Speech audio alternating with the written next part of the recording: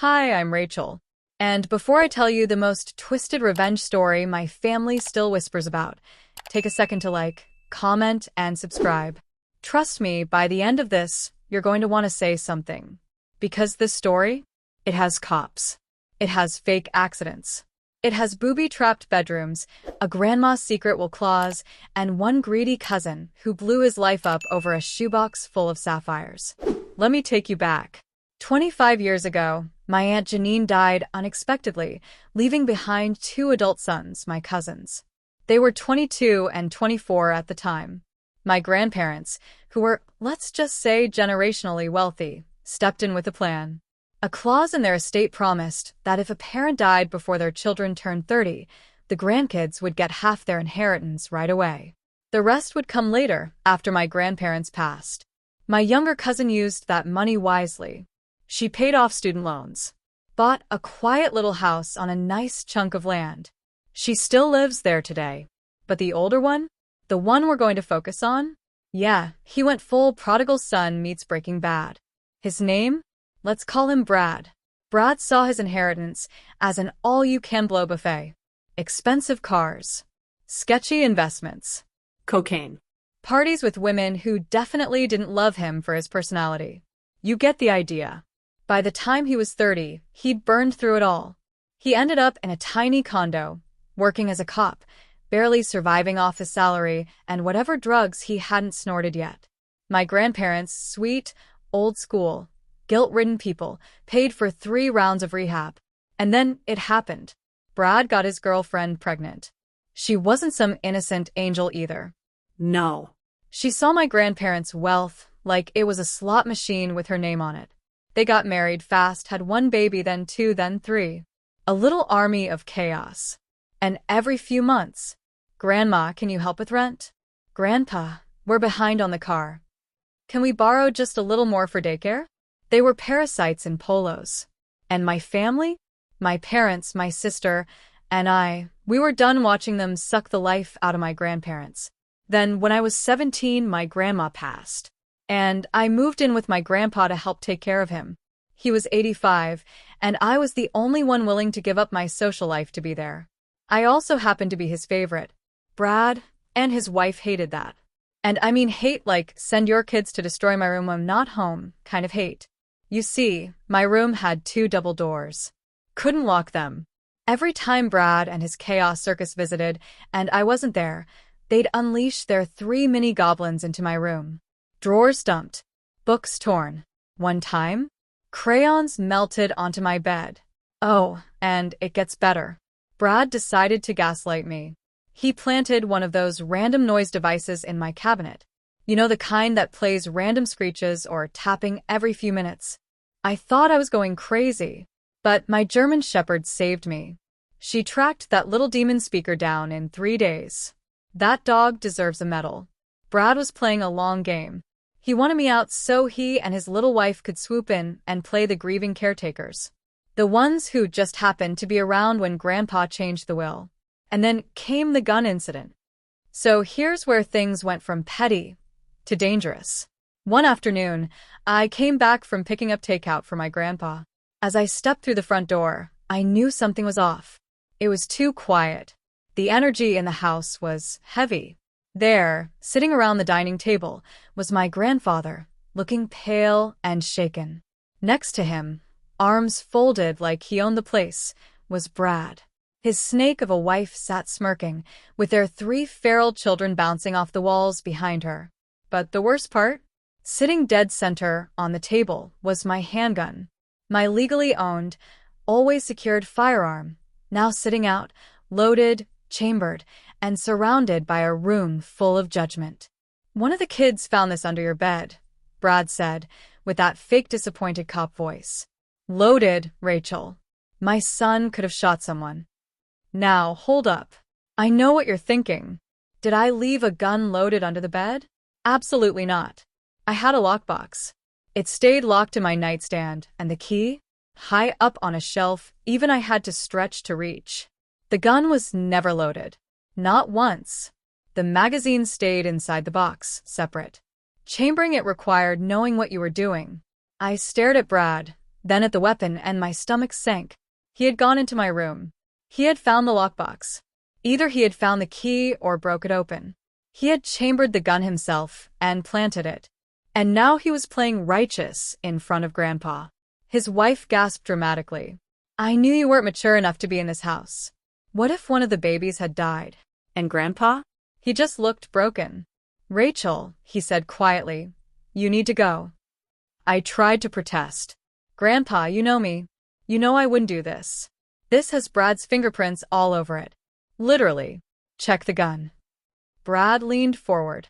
You accusing me of tampering with your gun? As a law enforcement officer? Oh, he was good. Grandpa wouldn't meet my eyes. Just give it time. Let things cool off. You can come back. But we both knew what this was. Brad had won. He tricked his way back into Grandpa's good graces and kicked me out of the house I had called home. I packed my things that night. All the while, those gremlin children stared at me through the staircase railings, like I was the monster. The next day, I sent Grandpa a long message. I told him everything. How the gun had been locked. How Brad had been sabotaging me for months. The noise device. The room destruction. He texted back. I believe you. I'm sorry. You did nothing wrong. But I need time. I love you. And then 2 weeks later, my grandfather passed away. Heart attack. 86 years old. I was devastated. I never got to rebuild the trust Brad had destroyed. I never got to say goodbye the way I wanted. And guess what? Brad and his wife moved fast. Within days, they were calling my dad, bringing over casseroles, sucking up like their lives depended on it. And in a way, they did. They thought they had secured the next payday. But they had no idea what was coming. See, my grandparents were rich. Old money. Land, bonds, precious metals, real estate. And Brad, despite already blowing his half 20 years ago, felt entitled to more. Especially now that Grandpa was gone. But here's the thing. My grandparents were not stupid. They had a clause in the will. A very special clause. If any beneficiary attempts to claim or take possession of an asset not explicitly assigned to them, they forfeit everything they were set to receive. Their share shall be divided equally among the remaining beneficiaries. Translation? Try to sneak more than you're owed? You get nothing. The will was read privately. My dad got the bulk of physical assets. I got a few personal heirlooms and a generous trust. Brad and his sister would be briefed separately. Grandpa didn't want drama in the room, and that's when my brain sparked. It was time to take back everything Brad stole from me. Want me to continue with the next part, 10 to 1500 hours, where Rachel sets the trap using her grandmother's jewelry? It gets darker. And better. Shall I? I had planted my bait. The jewelry story was just the opening act, the first step of a long game.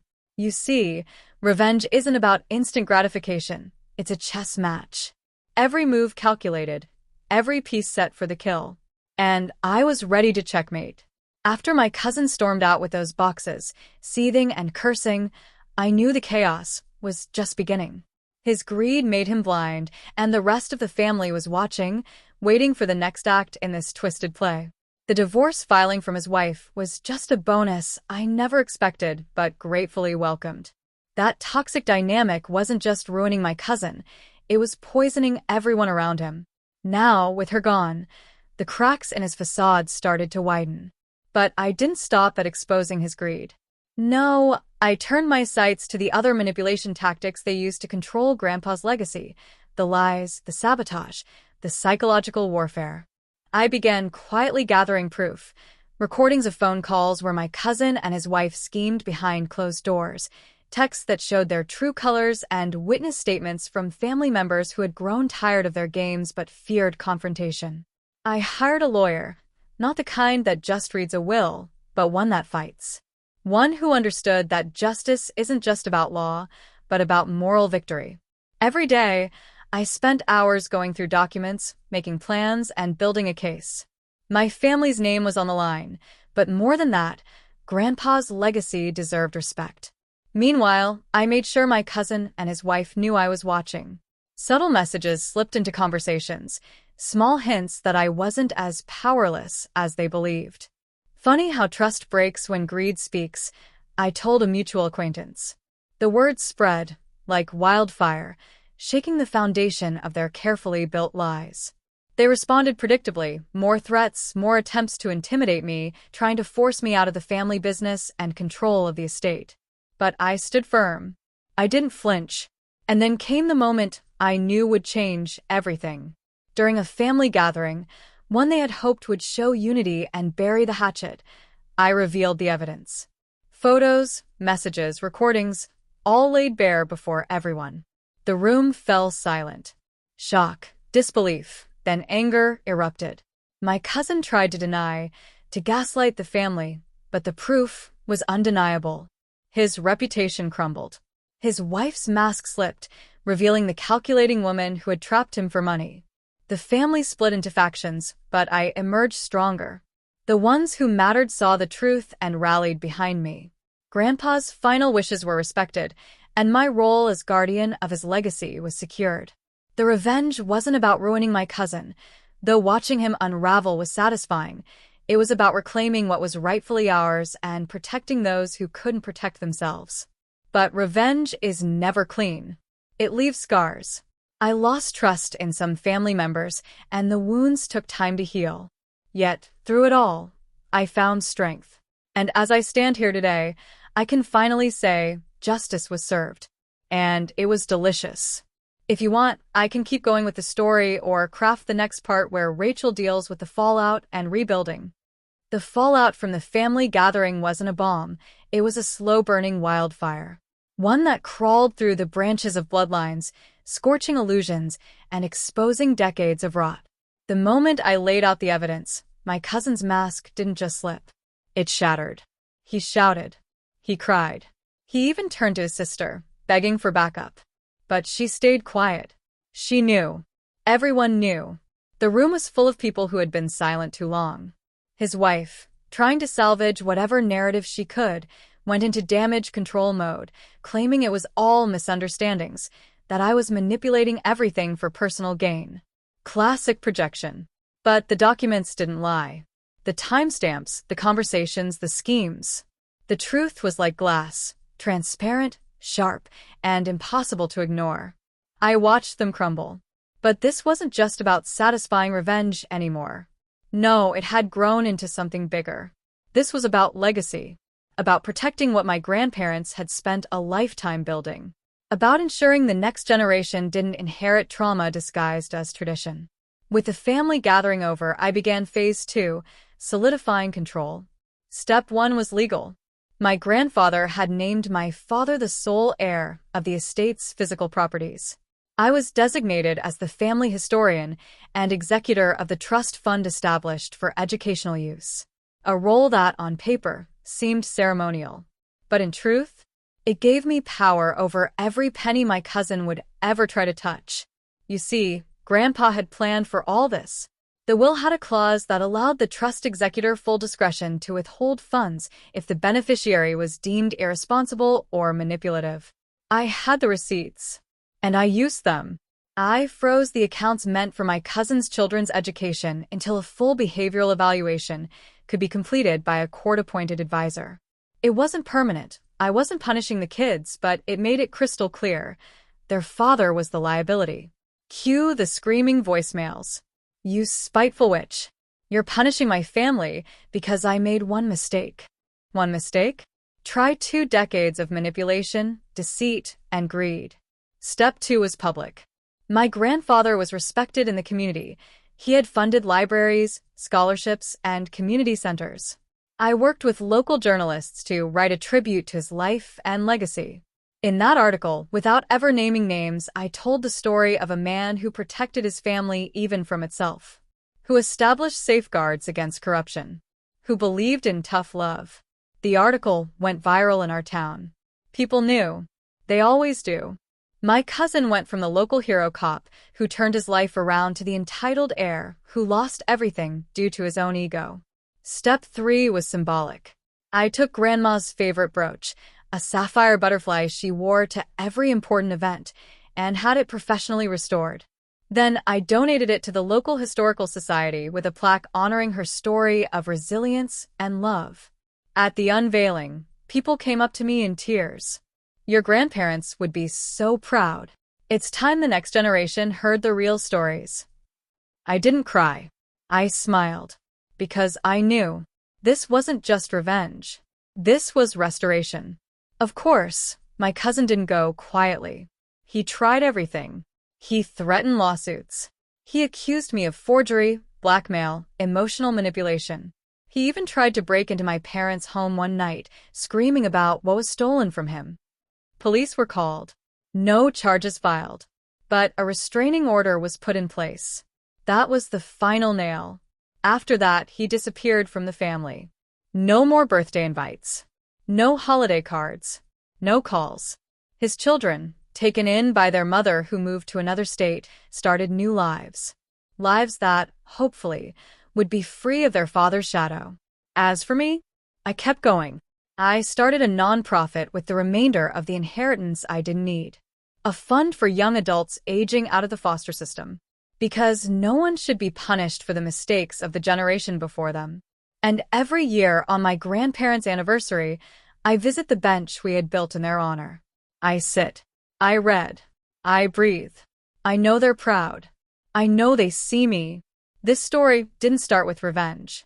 It started with grief. With pain. But I turned it into something else. Not just justice. Legacy.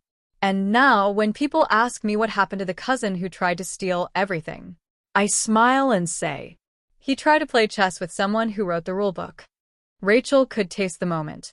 Like victory brewed in tea, slightly bitter, perfectly hot, and served in fine porcelain. She stood at the edge of her grandfather's estate, the golden afternoon sun cutting sharp shadows over the flower beds he'd once tended. A part of her still ached for him. The warmth of his stories, his steady hands, the subtle pride he always showed when she stood her ground. But today wasn't about mourning. Today was about justice. The funeral had been quiet as a funeral could be when a family full of resentment tried to play nice.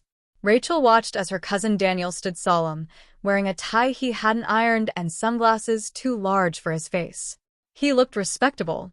To anyone else, he looked like a man grieving his grandfather. But Rachel knew better. The truth was tucked away in shoeboxes, in false stories, in broken promises whispered behind closed doors. Daniel wasn't mourning, he was plotting. Always had been. Ever since they were children and he'd stolen her birthday money and lied to their grandparents, Rachel had known the game he played. But back then, no one believed her. She was the baby. The dramatic one. The girl who overreacted. Not anymore. She stood at the garden's edge as Daniel approached, all crocodile tears and condescension. Rachel, he said with a fake quiver in his voice, I'm so sorry. Grandpa loved you, you know? Rachel stared at him. I know. He told me every day. The sharpness in her tone made Daniel flinch. Good. Let him feel the edge. Later that evening, the family gathered at the estate for the reading of the will. Rachel sat next to her father, who gave her hand a quiet squeeze. He knew what was coming. So did the lawyer. So did Daniel's now estranged wife, who sat on the opposite couch looking like she hadn't slept in weeks. Because she hadn't. Word had spread. The lawyer cleared his throat. There is a clause in the will that I've been instructed to emphasize, he said. It reads, if any beneficiary attempts to claim any item or asset outside their allotted inheritance, their entire share will be forfeited and redistributed. You could hear a pin drop. Daniel shifted uncomfortably. His palms began to sweat. The will was read in full. Rachel received several meaningful heirlooms, her father the estate. Her sister got a generous monetary sum. And Daniel, he got exactly what was written, an amount equal to what he had already received years ago, minus an adjustment for inflation. A few $1,000s. No jewelry. No property. No prestige. But Daniel wasn't the type to accept what he was given. So when Rachel called him a week later, sounding sweet and apologetic, saying she felt bad that Grandma's jewelry was being auctioned for charity, he saw an opportunity. I mean, Rachel had said, What's the harm if a few pieces don't make it to the auction? You were her grandson, too. Daniel didn't even hesitate. Rachel had left the door unlocked. She wanted him to think it was easy. That morning, Daniel arrived at the estate with 3 empty shoeboxes. His hands shook with greed as he opened drawers and dug through jewelry boxes, claiming rings and necklaces like a vulture. A ruby brooch, a diamond tennis bracelet, an engraved gold locket. All of it went into the boxes. He never saw the tiny red light blinking in the bookshelf. The camera. Rachel had installed it a day after the funeral. Just as he was filling the final box, the front door opened. Rachel walked in. Behind her stood her father. And behind him, the family lawyer, with a document in hand. Daniel froze, his hands still in the box. "I see you got my message," Rachel said. "Shame." The lawyer stepped forward. "You understand what this means, Mr. Oakes?" Daniel didn't answer. "You attempted to claim property not allotted to you in the will. That nullifies your inheritance." He stammered, tried to argue, tried to say Rachel set him up. "We have footage," she replied calmly. "And you walked in voluntarily, took items voluntarily. There's no coercion here." He looked to his father, who shook his head. He looked to his wife, who wasn't there. She had filed for divorce the week before. The moment was silent. Then Daniel screamed. Screamed like a man who had lost everything. Because he had. Rachel didn't flinch. She turned and walked out the door. Her father followed. The lawyer followed. Behind them, Daniel cursed and sobbed. But no one looked back. Out on the porch, Rachel looked at the horizon. The estate was quiet again. Peaceful. The flowers still bloomed, and the breeze still whispered through the trees. She breathed in, not out of satisfaction, but out of relief. She didn't do it for revenge. Not really. She did it to make sure no one else would ever make her feel small again. And that was more powerful than revenge could ever be. My name is Rachel, and if you're still here, buckle up, because what happened after the jewelry sting didn't just ruin my cousin's life. It unraveled a secret web that had been growing underneath our family for decades. And I was just getting started. Remember how my cousin's wife filed for divorce after the shoebox fiasco? What I didn't mention is that she didn't do it quietly. Oh no. She wanted war, and so she filed a complaint to the police claiming my cousin had been hoarding family assets, falsifying documents, and had been emotionally abusive to her and the kids. Her goal was to get full custody and max out her alimony. Now, under normal circumstances, the court would chalk this up to a bitter divorce. But in the middle of all this, my dad found something when clearing out my grandfather's safe deposit box. Not only were there land deeds, stocks, and bearer bonds, but a separate manila folder, hand-labeled by Grandpa himself. David. Emergency documents. David was my cousin. We opened it. And inside was a collection of documents that made me stop breathing for a moment. There were rehab receipts paid in cash that totaled over $160,000. There were signed loan agreements that David had written to my grandfather and never repaid. There were also emails between my cousin and some very sketchy people about selling some of Grandma's antique jewelry behind Grandpa's back. Years ago. And the piece de resistance, a private investigator's full report from 3 years ago that my grandfather had commissioned. Apparently, my grandfather had suspected David was stealing from him. So, he hired someone to track his financials. And the report didn't disappoint. David had been buying high-grade opioids using stolen bonds. He forged a power of attorney document once when Grandpa had minor surgery and used it to pull $15,000 from his investment account. This wasn't just family drama anymore. This was financial elder abuse. This was fraud. And it was all printed, neatly labeled, dated. I digitized the entire folder, then met with my family's lawyer. I told him everything. He was silent for a long time. Then he leaned in and said, "Rachel, I hope you're ready for a storm." I wasn't. Not really. But it was already too late to turn back. We filed a civil complaint. David was served in front of his own kids during visitation. The lawsuit was airtight. The complaint listed the fraud, the theft, and the falsified documents. His ex-wife's claims? They suddenly weren't so outrageous to the judge. It all started crumbling around him. And oh, how fast it fell. He tried to countersue, claiming I was out to ruin his life. But everything in that folder had his name, his handwriting, his signature. Multiple times. Every time he tried to deny something, we pulled out proof. In the meantime, my dad froze all estate transfers pending the civil case, meaning David's promised portion from the general will was now locked in legal limbo.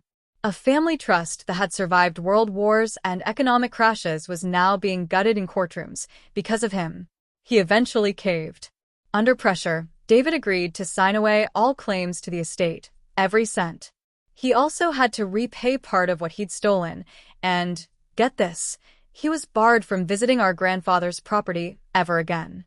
That land had been in our family for 3 generations, and now he'd legally exiled himself from it. I'd love to say that's where the story ends. But remember how I said there was more? My cousin's downfall sparked a chain reaction. His ex-wife, now emboldened, leaked the court documents to a local journalist friend under the guise of exposing elder abuse in the suburbs. The story went viral. Turns out, people love a good mix of crime, betrayal, and inheritance drama. There were headlines like, "Heir of Nothing, How One Man Lost Millions to Greed and Lies." The shoebox sting that destroyed a family. From rehab to ruin. The fall of a once-favored grandchild. Suddenly, old neighbors and forgotten family members were reaching out to me. Some told me even more stories about how David had tried to scam them too. A few revealed that my grandfather had been quietly paying off David's debts to save face in the community. The more I learned, the angrier I got. Not just for myself, not just for my grandfather, but for all the people who'd been manipulated, stolen from, or gaslit into silence. So I took it further.